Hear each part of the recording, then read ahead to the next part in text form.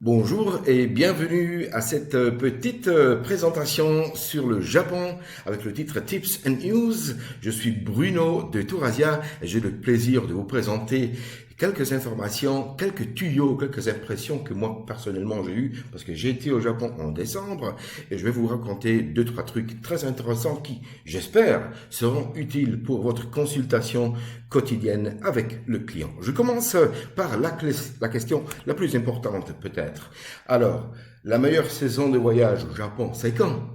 Ah bon, c'est clair, et c'est très connu que sur les deux îles principales de Honshu et Kyushu, on parle du printemps, on parle de fin mars, avril et mai, comme les meilleurs 3 mois pour visiter le Japon. Bon, alors moi j'ai été au mois de décembre et je vais vous montrer après la différence ou oui, l'avantage que j'ai trouvé sur place.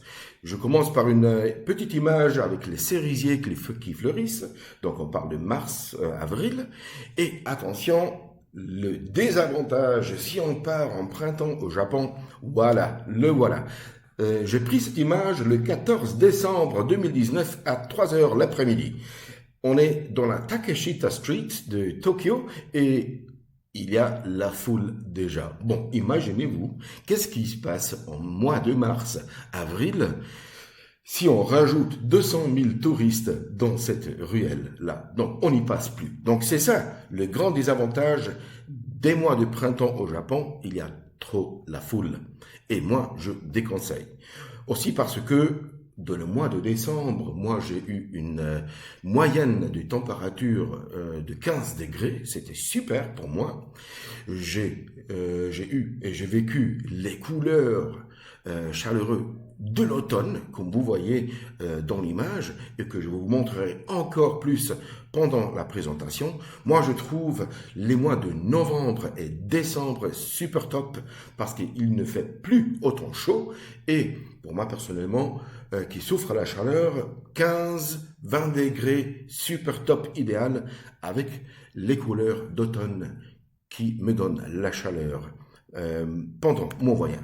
Alors, à propos du voyage, on fait comment au Japon? On le connaît, et il faut l'acheter à l'étranger, ça on le sait aussi, le Japan Rail Pass. Le Japan Rail Pass où on peut utiliser les trains Shinkansen, donc ultra rapides au Japon. Là, il faut se préparer un peu parce qu'il faut décider, j'en ai besoin pour 7, 14 ou 21 jours. Mais attention, le réseau JR des Shinkansen ne couvre pas toutes les régions. Et pour ça, le japonais nous propose deux cartes nouvelles. C'est la Pasmo Card d'un côté ou la Suica Card. Avec cette carte-là, on couvre tous les réseaux, même avec les bus et trains locaux. Même, on peut payer avec les cartes, même les vending machines. Donc, si on veut acheter des boissons dans les autos, dans les machines qu'il y a dans les rues, alors on peut payer même avec cette carte. Donc, c'est un peu du style ATM, Maestro Card, très, très, très pratique et très, très organisé, je trouve, du côté japonais. Donc, avec le Japan Rail Pass et cette carte, une de ces cartes, on a une couverture totale pour bien voyager et explorer le Japon.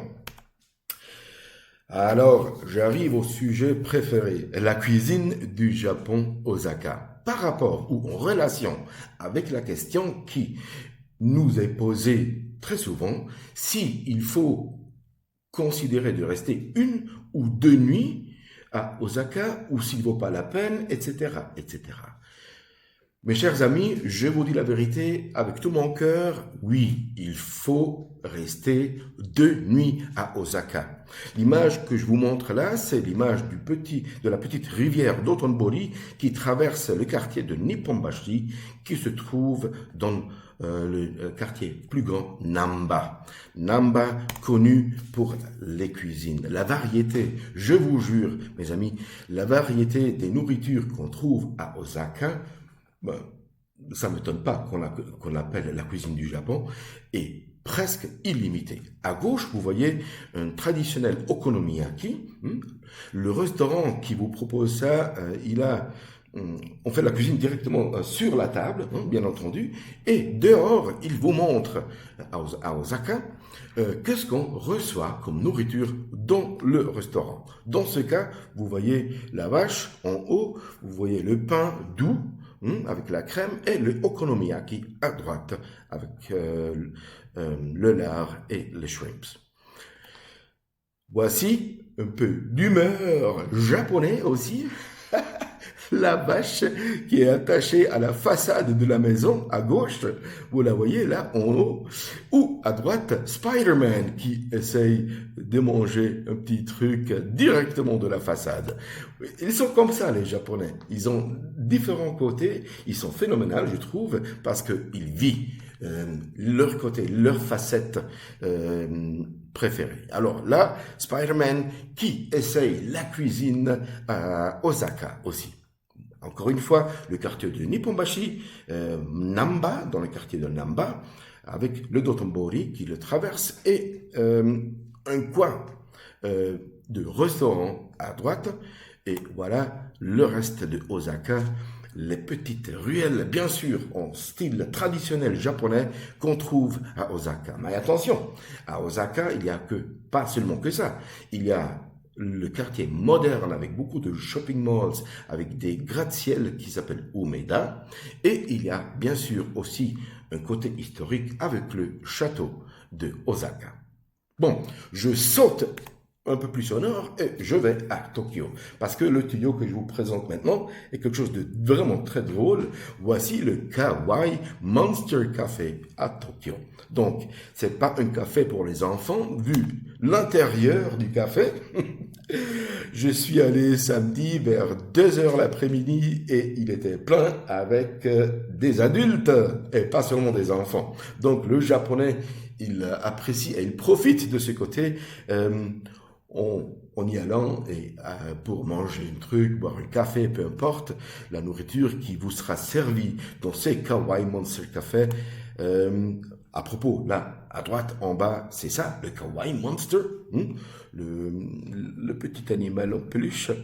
Et la nourriture, bien sûr, en harmonie avec l'intérieur du café, en couleur. Voilà, à gauche, un coupe de glacé, pancakes au milieu et à droite, de la glace à la vanille avec beaucoup de couleurs et la glace était de couleur ciel bleu.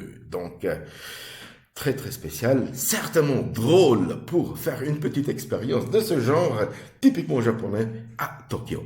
Bon, Tokyo connu pas seulement pour ses côtés drôles, animé, manga, Pokémon, Pikachu, etc., mais aussi connu bien sûr pour l'architecture. Alors les gratte-ciel, bien sûr, différentes formes, différents designs, oui. Mais si vous avez quelqu'un qui vous pose la question, bon, je suis intéressé à voir un peu plus de l'architecture à Tokyo, où est-ce que je vais? Eh bon, vous l'envoyez à Tokyo, dans le quartier de Omotesando. À Omotesando, vous avez cette rue que je vous présente à gauche, sur l'image à gauche, et à droite, juste un petit exemple de Hugo Boss qui a son magasin sur cette rue-là. Et vous voyez, le bâtiment, il est super moderne, super design et certainement, il vaut la peine pour ceux qui aiment l'architecture. Alors, on parle du Japon et on parle aussi des contrastes énormes, mais qui vont avec l'un avec l'autre. Le quartier de Yanaka que je vous montre, il se trouve directement dans la ville.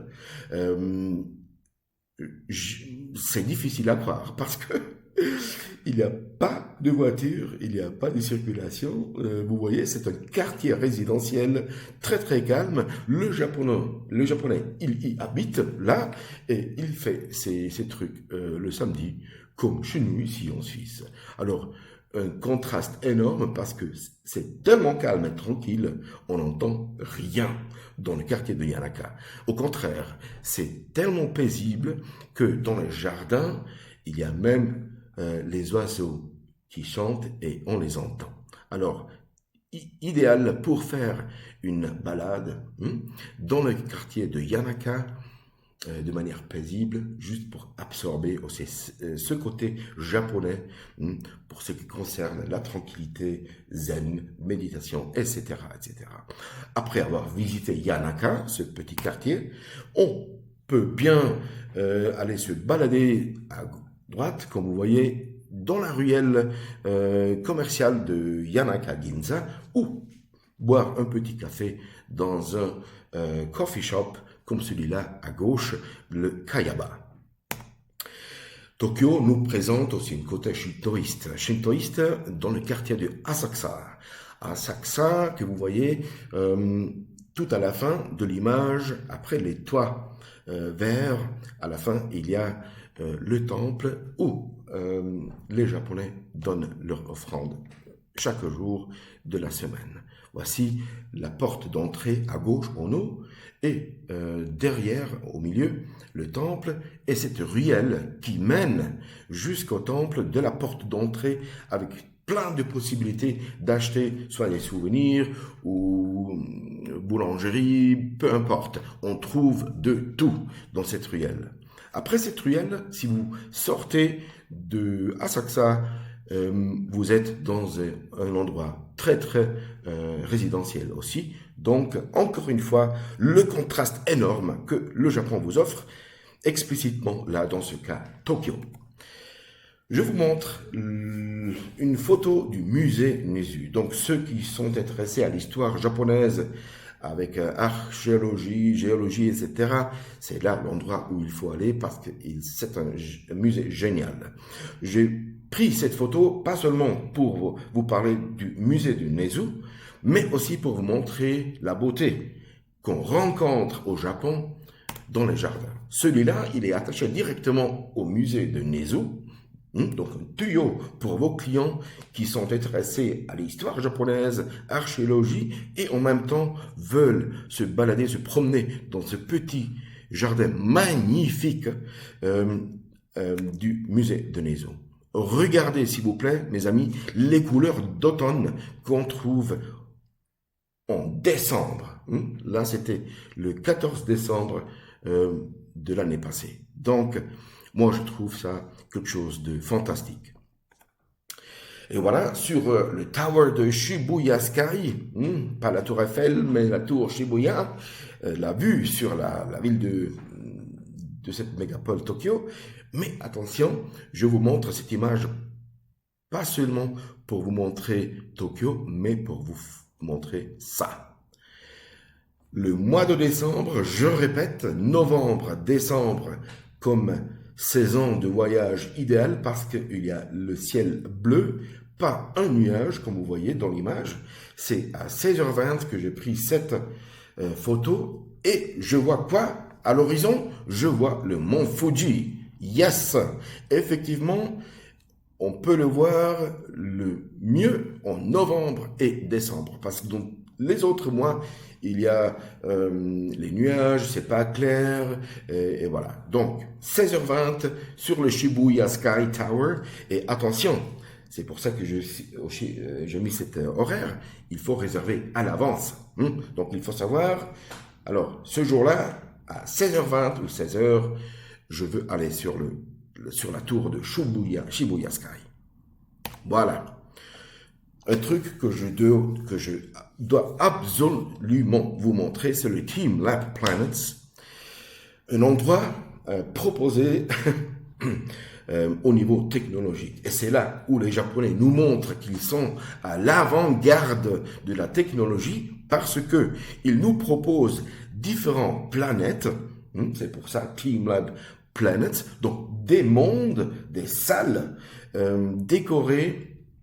Et en fonction de l'expérience qu'on veut faire, par exemple, il y a un endroit, une salle qui est plein de miroirs et milliers de lumières en synchronisation avec la musique sphérique qui vient. Donc on a l'impression d'être à quelque part dans l'univers et c'est absolument une expérience époustouflante. Alors, si le client vous parle, si on connaît le Team Lab Planets, oui, on le connaît, on l'a vu ici dans ce petit webinaire, il vaut absolument la peine d'y aller. Attention, il faut aussi là réserver le billet en avance et l'horaire quand on veut y aller. Il faut compter 2 heures, donc avec le voyage aller-retour, c'est une demi-journée. Je retourne donc à la question, mais alors, par rapport à la durée conseillée, au séjour conseillé, combien de nuits est-ce que je dois planifier pour Tokyo? Je vous dis la vérité, mes amis, moi je trouve que 5 jours sont le minimum absolu pour visiter Tokyo, parce qu'il y a tellement de choses à voir, il y a tellement de trucs à expérimenter, il faut compter minimum 5 jours.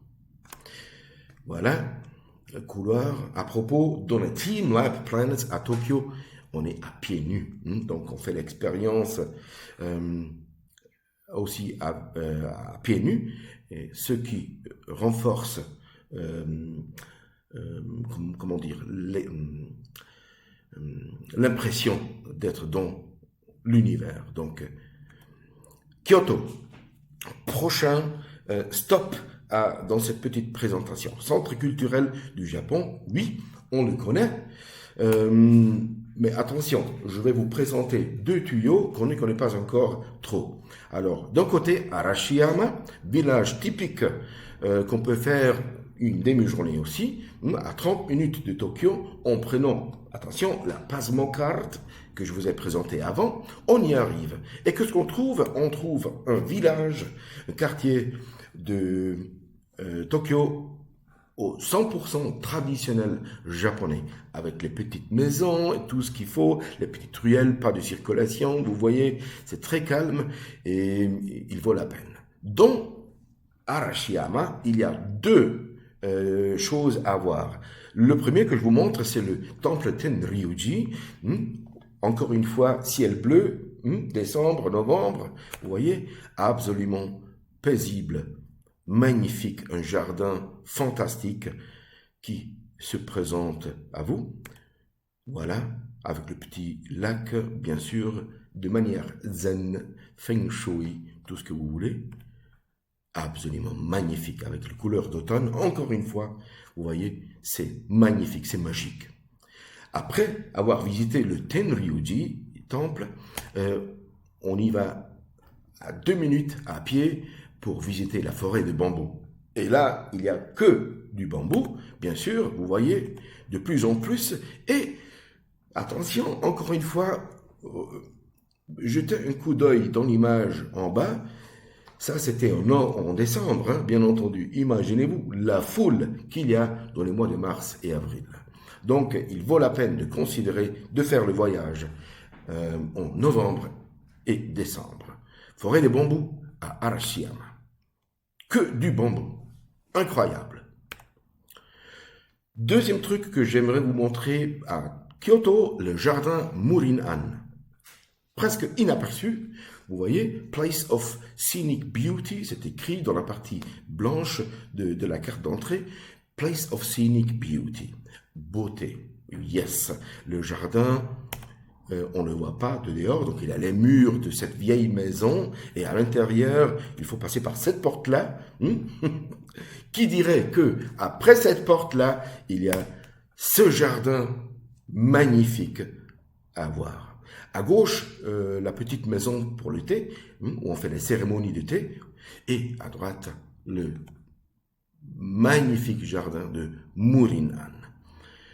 Un tuyau véritable. Donc vous savez, moi personnellement, je ne suis pas le type qui aime les jardins, tout ça, la nature, oui, mais l'attention qu'on donne, moi, je l'ai rencontré au Japon.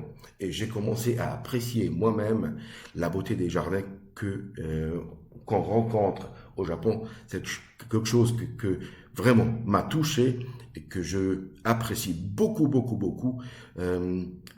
C'est incroyable. Une expérience qui vaut la peine. Donc aussi Kyoto.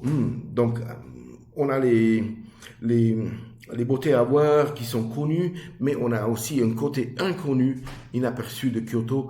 Là, il faut compter aussi minimum par rapport à la question du séjour. Là, je recommande aussi minimum 4 jours. Il faut rester à Kyoto. Minimum 4. Si c'est plus, c'est mieux. Voilà, j'ai fini avec ma petite présentation. J'espère vraiment de tout mon cœur que ces informations, ces images, mes aventures, impressions personnelles pourront vous aider dans votre consultation quotidienne avec vos clients. Si vous avez besoin de plus d'informations, appelez-nous. On est très volontiers là pour vous. Je vous remercie en japonais. Arigato gozaimasu. Et sayonara. Au revoir à une prochaine fois. Merci pour votre attention et à bientôt. Au revoir.